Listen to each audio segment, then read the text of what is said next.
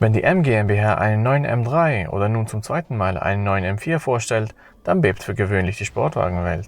Schließlich handelt es sich bei den beiden um die fahrdynamische Messlatte in der Mittelklasse. Doch kann die neue Generation auch traditionelle M-Fans überzeugen?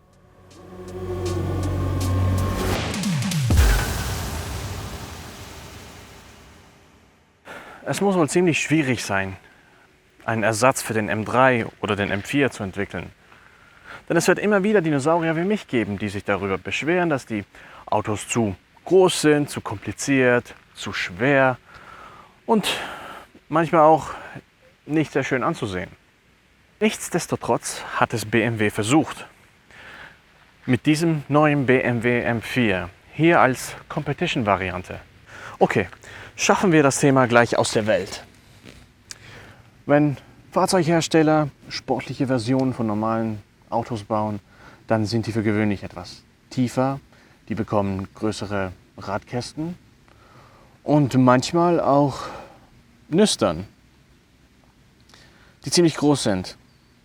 Es stimmt, was die Leute sagen. Wenn man das Auto in echt sieht, hat es eine andere Wirkung als auf Bildern. Also hier nochmal Chris Bangle zitiert. Ich bin noch nicht ganz so weit. Also ich würde nicht sagen, dass es so ein klassisch schönes Auto ist. Aber die Leute drehen sich um. Das Auto hat Präsenz. Es fällt auf. Und damit ist das Ziel wohl erreicht. Vorne die typische Lichtgrafik mit Laserlicht dieses Mal. Und dann sind wir bei der Vorderachse. Goldige Bremssättel. Das heißt Carbon-Keramikbremsen. Die sind leicht, die sind hübsch und ziemlich teuer. Egal, ich bin gar nicht mal so interessiert an den Bremsen. Ich bin eher daran interessiert. Der Reifen, das ist zwar ein Pilotsport 4S, aber da ist ein Stern dahinter. Das heißt, der wurde nach BMWs Spezifikation gebaut. Was ich erwarte? Eine bombensichere Vorderachse. Weiter hinten finden wir dann BMWs neue Coupé-Designsprache, die gleicht der des 8er. Das soll wohl auch zeigen, dass das ja ein luxuriöseres Coupé ist, ein bisschen größer. Wir werden es drin dann auch noch mal sehen. Ja, es ist eine schöne Form, das gebe ich zu, aber es ist nicht sehr BMW-ig. Ja, die Linie geht hier nach oben, der Hofmeisterknick ist anders. Bin ich der Einzige, der so ein bisschen Nissan GT-R sieht oder den alten RS5?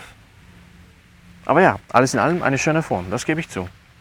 Das Carbondach, das Heckfenster und die Heckklappe formen dann eine geschwungene Linie, die hier mit diesem kleinen Spoiler endet. Hier hinten dann haben wir 4 riesige Rohre. Das ist nicht überraschend, das ist ein M-Auto, ein Markenzeichen der M-Autos. Und drumherum ist ein Carbondiffuser, der wiederum Teil dieses Außenpakets ist, aus Carbon. Die Rücklichter noch, mir gefallen die beim M3 besser. Die sind ein bisschen simpler, aber die wirken so ein bisschen kräftiger. Aber ansonsten ja, das ist ein mächtiges Heck.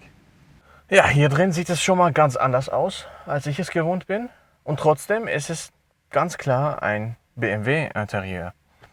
Das ist auch gut, denn man sagt ja, es gibt Fahrzeughersteller, die machen schönere Innenräume.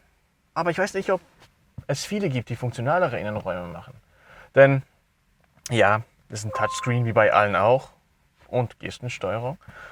Aber trotzdem, hier ist immer noch der iDrive-Controller und ich mag das, denn für viele Funktionen hat man entweder direkt Knöpfe, super, echte Knöpfe, und auch immer noch die 8 programmierbaren für Shortcuts, super. Und ansonsten ist dann noch der iDrive-Controller. Dann wäre da noch das viele Carbon, das auch aufpreispflichtig ist. Und das ist eigentlich noch eine witzige Sache, denn wir denken von Carbon, dass es halt ja etwas Wertvolles ist, denn es ist ja auch sehr teuer, aber es ist wirklich ein schönes Material anzuschauen. Naja, immerhin ist es lackiert und sieht dann doch einigermaßen aus, aber ja, man könnte die Frage wohl auch bei Gold stellen.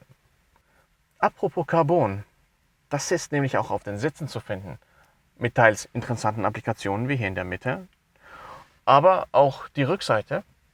Und ja, dadurch sollen die Sitze super leicht sein und auch super sportlich. Also ich kann attestieren, dass die Sitze wirklich einen guten Halt haben. Auf allen Seiten. Das funktioniert vielleicht nicht so gut, wenn man ein bisschen größer ist oder ein bisschen breiter, wie immer. unbedingt Probe sitzen, also noch viel mehr als im MX-5, unbedingt Probe sitzen, auch vielleicht eine längere Zeit. Denn ja, auch wenn sich die Lehnenbreite verstellen lässt, für gewisse Motorleute auf YouTube ist das nicht weit genug. Also unbedingt Probe sitzen. Das ist ja wirklich kein kleines Auto. Diese aktuelle M4 ist gerade mal 6 cm kürzer als ein 5er der E60 Baureihe. Aber hier drin ist er eigentlich kaum größer als ein M2.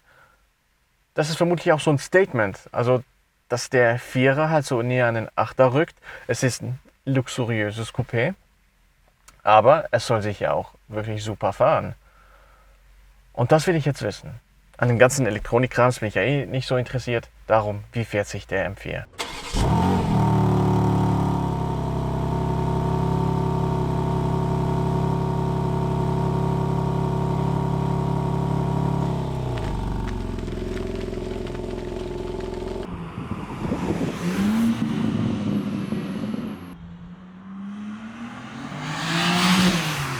Und eigentlich gibt es gleich Grund zur Sorge. Ich weiß, das ZF 8-Gang-Getriebe ist super zuverlässig und funktioniert bestens. Aber ist das die richtige Wahl für ein Auto wie den M3 oder eben den M4? Das Getriebe ist vermutlich die Komponente, die den Wandel der M-Fahrzeuge am besten versinnbildlicht. Automatikgetriebe wären schon eher möglich gewesen, doch hätten sie nicht zur BMW Motorsport-Tradition gepasst. Nun müssen M-Fahrzeuge aber Multitalente sein und jedem alltäglichen Aspekt des Fahrzeugbesitzes genügen. Sie müssen genauso komfortabel und luxuriös wie auch sportlich sein. Kompromittiert. Und zwar kompromisslos.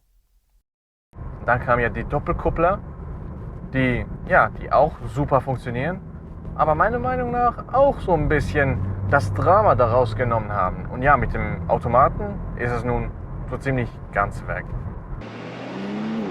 Die ZF 8-Stufen-Automatik bedarf keinerlei Erläuterungen mehr.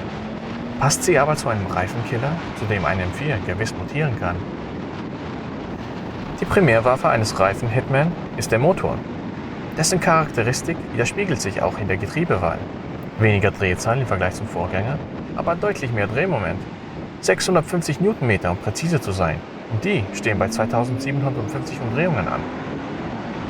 Da kann der Hinterachse wortwörtlich zum Dauerbrenner werden. Was den Motor angeht, den S58, der erinnert mich so ein bisschen an den GR Yaris.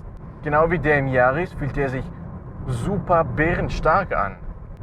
Das ist nicht mehr ein Triebwerk, das ist ein Kraftwerk und gleich ein Atomares dazu. Das Ding hat so viel Drehmoment, so viel Dampf unter der Haube. Ja, also da kann man theoretisch in jedem Gang die Hinterräder zum Brennen bringen. Aber glaubt nicht, dass der M4 deswegen ein plumper Kraftprotz ist, der sich nur für Burnouts und unvermeidliche Besuche im Straßengraben eignet. Die M GmbH hat den M4 auch in den Kunsttourenunterricht geschickt und ihm Grazilität antrainiert. Mit dem Reifen, also der klebrigen Vorderachse, ergibt sich ein Fahrzeug, das sich mit Freude in Kurven wirft.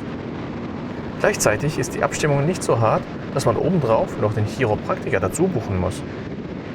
Der Motor ist sehr beeindruckend und obwohl der Motor so beeindruckend ist, gibt es noch etwas, das für mich noch besser funktioniert. Und das ist das Fahrwerk. Wenn ich wieder zum Reifen zurückkomme, also dieser Pilotsport 4S nach BMW-Spezifikation, zusammen mit dieser Vorderachse, wie die beißt, wie die greift und wie direkt die Lenkung ist. Ich habe extra nochmal auf dem Datenblatt nachgeschaut. Die Lenkübersetzung ist dieselbe wie beim Vorgängermodell, ist dieselbe wie beim M2 Competition. Und trotzdem, die Lenkung fühlt sich spitzer, direkt an, aber nicht irgendwie nervös. Das ist wirklich super zu dosieren.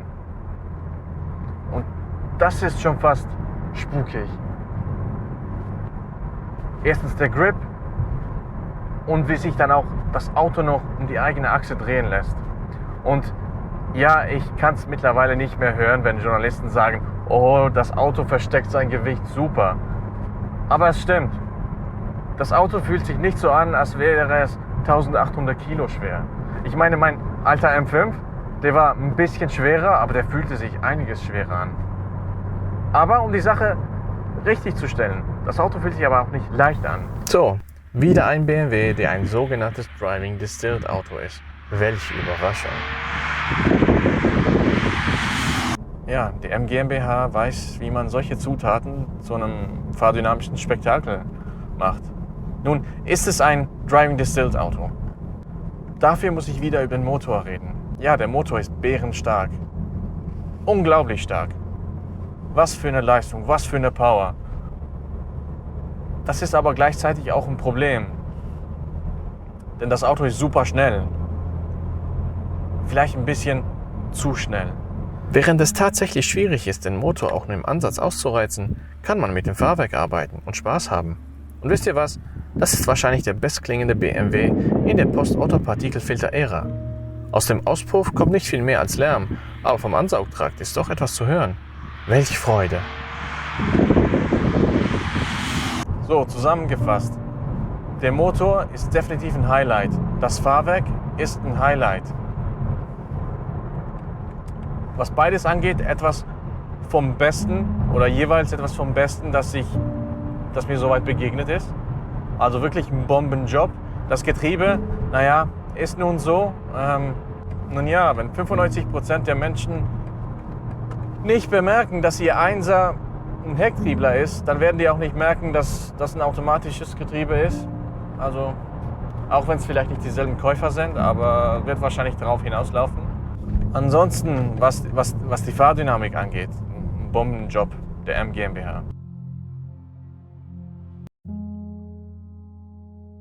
Ich war mir sicher, ich würde die G80er M-Fahrzeuge nicht mögen. Schwer, das Automatikgetriebe ist nicht sonderlich aufregend und ich bin mir auch nicht sicher, was das Design angeht. Aber mit dem Look, der Automatik und dem Krachermotor hat die M GmbH dem M4 alles mitgegeben, was dieser braucht, um an Wochenendnächten langsam durch Zürichs Innenstadt zu rollen. Aber gleichzeitig wurde der M4 auch so erzogen, um Erwachsene bespaßen zu können, wie zum Beispiel auf einer wenig befahrenen Passstraße. Der M4 besticht durch Taktilität, Agilität, Ansauggeräuschen und viel Grip. So viel Grip, dass vermutlich die wenigsten die X-Drive-Variante brauchen werden. Weniger Sonntags- und mehr Jeden-Tags-Auto. Als solche sehe ich die G80er nicht als Ersatz für meinen M2.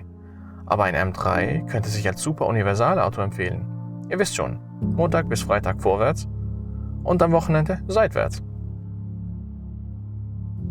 Und damit löst sich BMW gleich selber an der Spitze der Performance-Mittelklasse ab. In dem Sinne, nichts Neues in Bayern. Und ich glaube, es ist an der Zeit, meine VW Touran abzulösen.